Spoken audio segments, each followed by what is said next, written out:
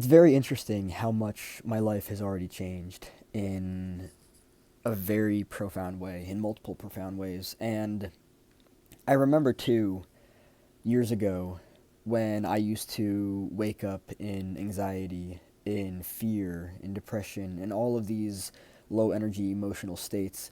And I just remember, I remember feeling that something had to change. Interestingly enough, I didn't know that things were going to change this drastically. I didn't know that I had so much work to do. I didn't know that I had to dig so much in myself, in my subconscious.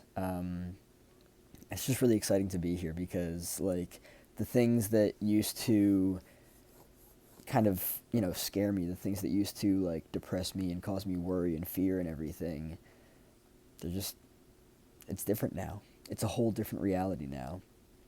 And it's interesting to be able to look at yourself and recognize what it is that messed you up.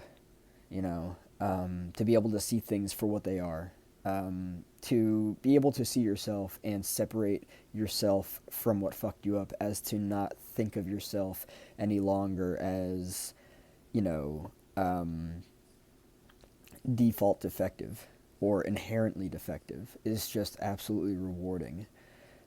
Trauma can really blind you. It can really cause you to see things in a very distorted way.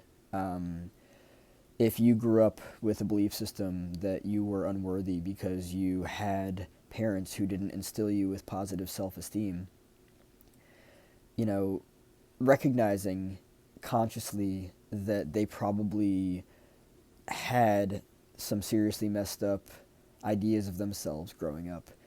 And it's passed down. It's that game of hot potato. Like, oh my god, well, I don't know what to do with this, so I'm just gonna give it to you. And then you don't know that it's not yours to take, so you take it anyway.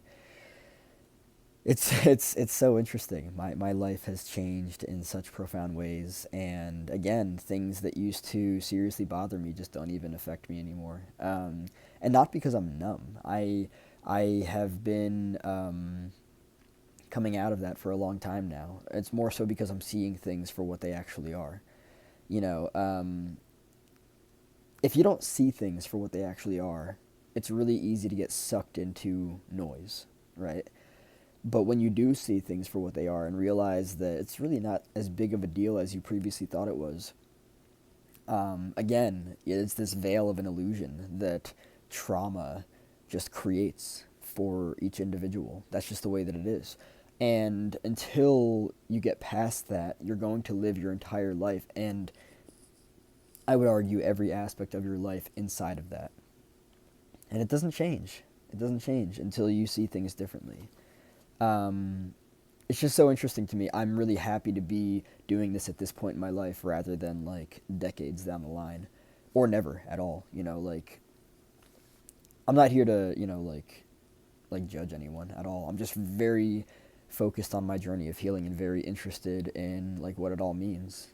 Like, just the other day I was focused on like, okay, well, how much can I dig into my memory, into my subconscious, into things that happened in my life early on, and remember as fully as possible. Like, I've been going into like meditative states, closing my eyes, just like really like diving into memories and doing the work, thinking the thoughts, feeling the feelings, understanding everything, just sitting with it and allowing it to be there as it is without judgment. That's really hard too. It can be very easy to be triggered by different things, but when you just allow yourself to be with what is, and like, don't judge it, don't like.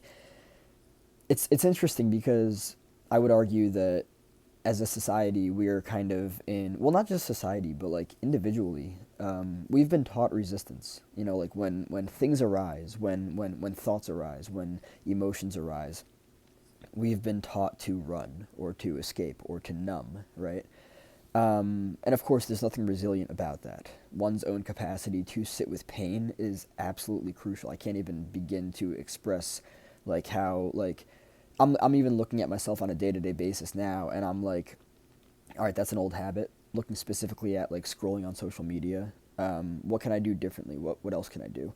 And also, being raised in chaos, you get very used to seeking out chaos, which is it's interesting, right? Because like you look at it and it's like, well, nobody wants to be anxious, nobody wants to be worried.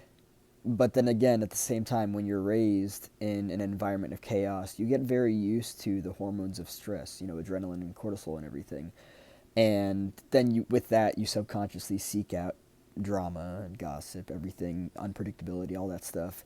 Um, you ask anyone, they're like, do you really want to live that way? And they're like, of course not.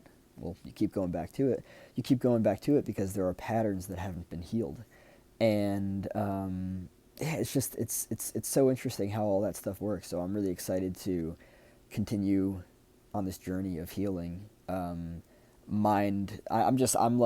like really just like I'm in awe. I'm very interested in where I've come from, how far I've come, and where I'm going. And yeah,